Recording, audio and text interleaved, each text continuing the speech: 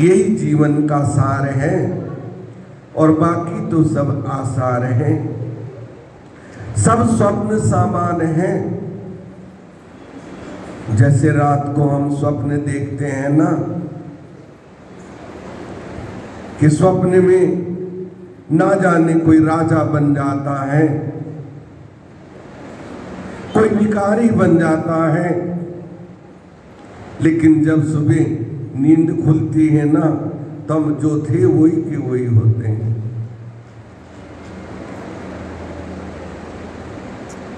कहने का भावार्थ, ये जीवन ही एक सपना है और केवल प्रभु ही अपना है।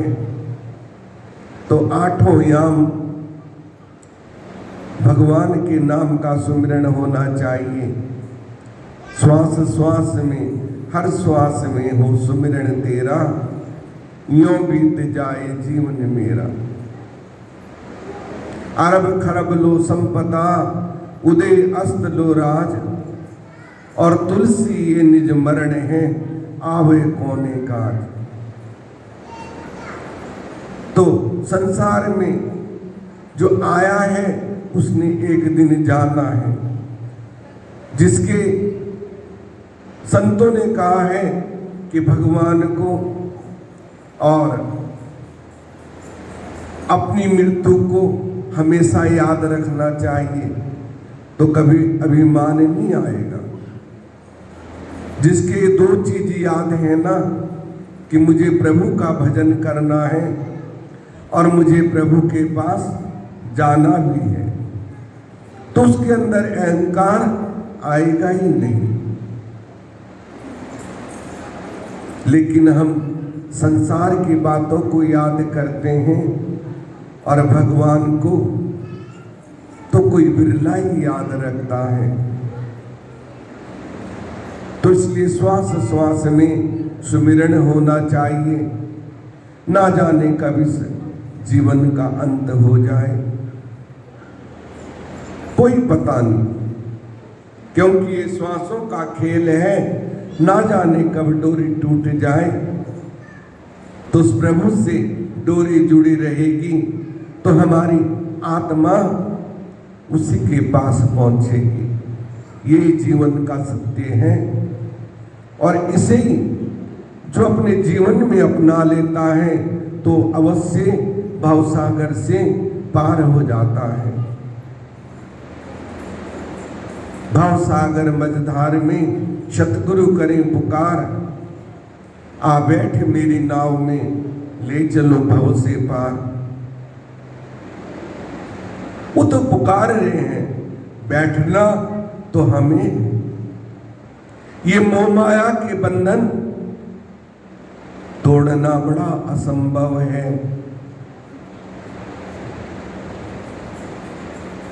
हम सब फंसे हुए हैं,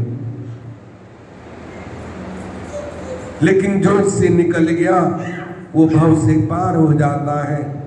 जो सतगुरु शरण में लग गया, जो सतगुरु की नाम रूपी नाव में बैठ गया, तो वो भव से पार हो जाता है। अंतर इतना ही है, जीने को तो सभी जी रहे हैं,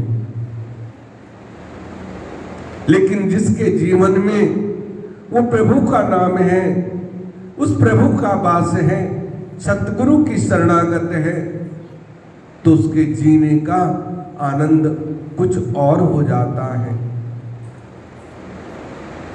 वो समझ लेता है कि संसार आसार है, कहते सब हैं, लेकिन करता कोई बिरला है।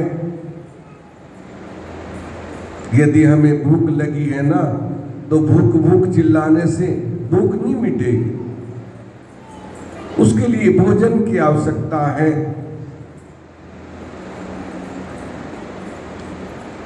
और भोजन मिलेगा तभी भूख शांत होगी। ऐसे ही संसार में तो खूब रहा कर कर के विष भोग, और आत्मा तो भूखी रहे, मिला न भक्ति भोज। इसे भक्ति का भोजन चाहिए, नाम का भोजन चाहिए। संसार में तो हम खूब रहते हैं, मस्त रहते हैं, विषय वासनाओं में, खाने पीने में,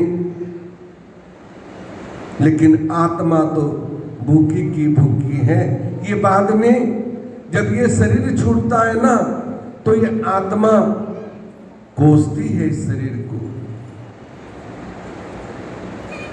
कि जो मेरी आवश्यकता थी वो तो तैने पूरी की, अपने शरीर के विकारों में ही लगा रहा, वही पूर्ति करता रहा। आत्मा को क्या चाहिए? प्रभु का भजन। जब हम भजन करते हैं तो आत्मा प्रसन्न हो जाती है, और जब बुरा काम करते हैं तो आत्मा खिन्न हो जाती है। यदि हम झूठ भी बोलते हैं ना, तो आत्मा अंदर से कहती है कि गलत काम कर रहा है। हर किसी की कहती है, जरा सोच के देखना। यदि हम गलत मार्ग पे चल रहे हैं तो भी हमारी आत्मा अंदर से कहती है गलत काम है, लेकिन फिर भी हम कर लेते हैं मन के वशीभूत होके। तो क्यों ना भगवान का भजन करें, यही जीवन का सार है। आरती होगी और सभी लोग अपने स्थान पे खड़े हो जाएंगे, माता भी भाई भी, और आरती करेंगे। बोली श्री रामचंद्र भगवान की।